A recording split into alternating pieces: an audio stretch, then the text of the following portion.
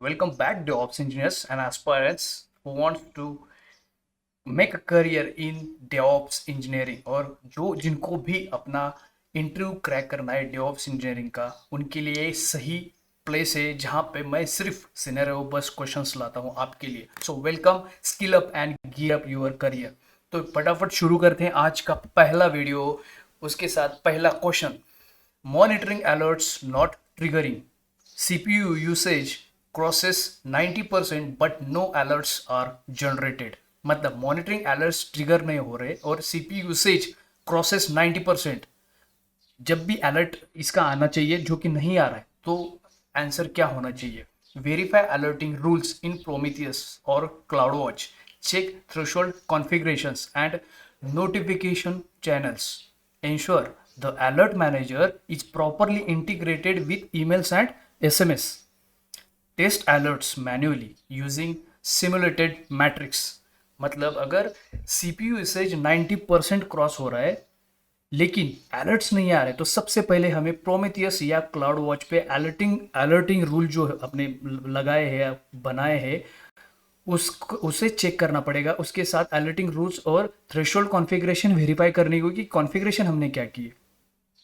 Next, notification channel और alert manager में integration check करना होगा कि जो भी इंटीग्रेशन किया है प्रॉपर किया है नहीं किया है। और सबसे लास्ट में अलर्ट्स को मैन्युअली ट्रिगर करके कंफर्म करना होगा कि नोटिफिकेशन प्रॉपरली रिसीव हो रहा है या नहीं हो रहा है। तो ये स्टेप्स है जब भी ऐसा सिनेरियो आता है या सिनेरियो बस क्वेश्चंस आपको पूछा जाता है। Next question, built artifacts not uploaded to the repository, your CI pipeline completes successfully but artifacts are missing in the repository. So answer, check artifact storage path and credentials, verify the correct repository URL in the Jenkins file or the build script, ensure artifacts upload plugins like Nexus and Artifactory is configured correctly or not.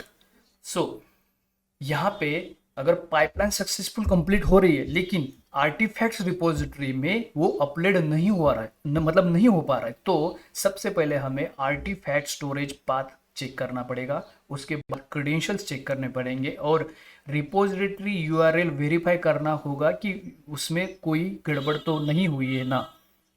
Next, जेनकिन file या build script में artefacts upload configuration check करनी पड़ेगी।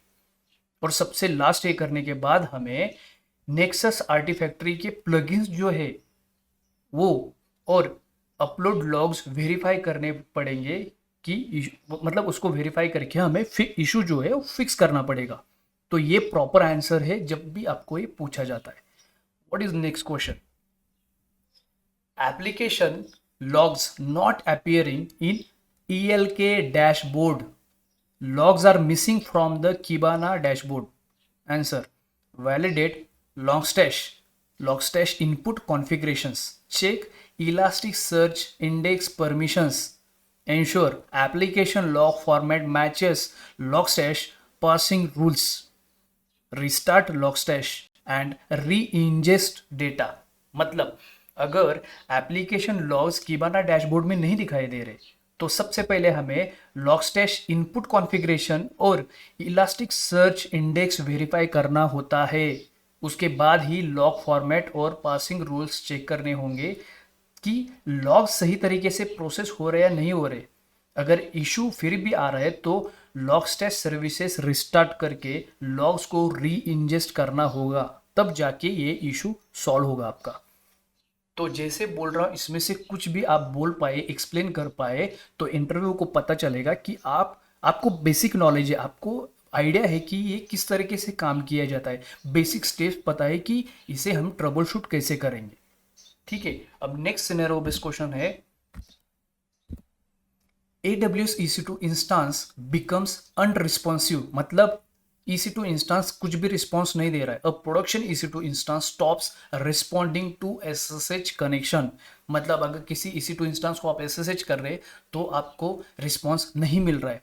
इन that case verify instance status checks in the AWS console, check security group inbound rules, next, review systems logs via AWS systems manager or console.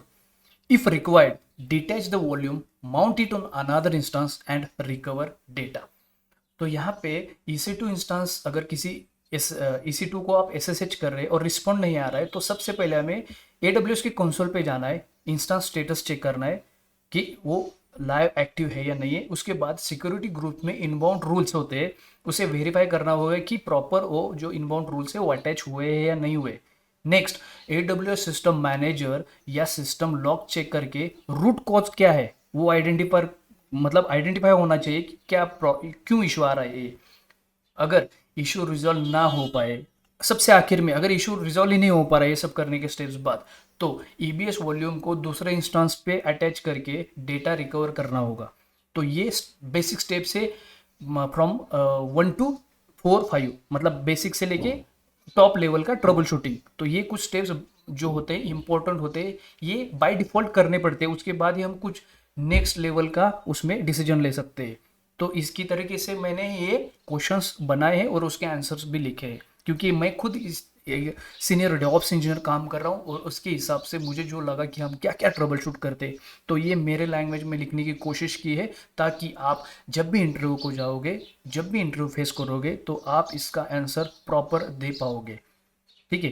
So next question है, Jenkins node goes offline, one of your जेनकिन slave nodes suddenly goes offline. मतलब अगर जेनकिन का आपका node है और वो offline जा रहा है, और स्लेव नोड है सडनली कुछ रीजन की वजह से वो ऑफलाइन जा रहा है, तो सबसे पहले हमें चेक करना होगा network connectivity between the master and the agent. So सबसे पहले अगर कोई भी मशीन, कोई भी आपका क्लाइंट लोकेशन का जो मशीन सर्वर है, हम सबसे पहले अगर कुछ भी कनेक्टिविटी नहीं मिल रही है तो नेटवर्क ही चेक करते हैं कि नेटवर्क में तो कुछ प्रॉब्लम नहीं है। और यहाँ पे मास्टर एंड नोड के बीच में अगर नेटवर्क कनेक्टिविटी की इशू है, तो हम सबसे पहले वर्चुअल जो नेटवर्क है हमारा, जो मास्टर और स्लेव या एजेंट को कनेक्ट करता है, वो चेक करेंगे। Ensure जेनकिन agent services is running, this is also most important कि सब कुछ हो रहा है, लेकिन अगर उसकी जेनकिन की सर्विस, एजेंट की सर्विस जो है वो ही रनिंग स्टेटस में नहीं है, तो बाय डिफॉल्ट ये जेनकिन नोड ऑफलाइन ही जाएगा। तो हमें वो जेनकिन की जो एजेंट सर्विस है वो चेक करना है कि वो रनिंग है या नहीं है।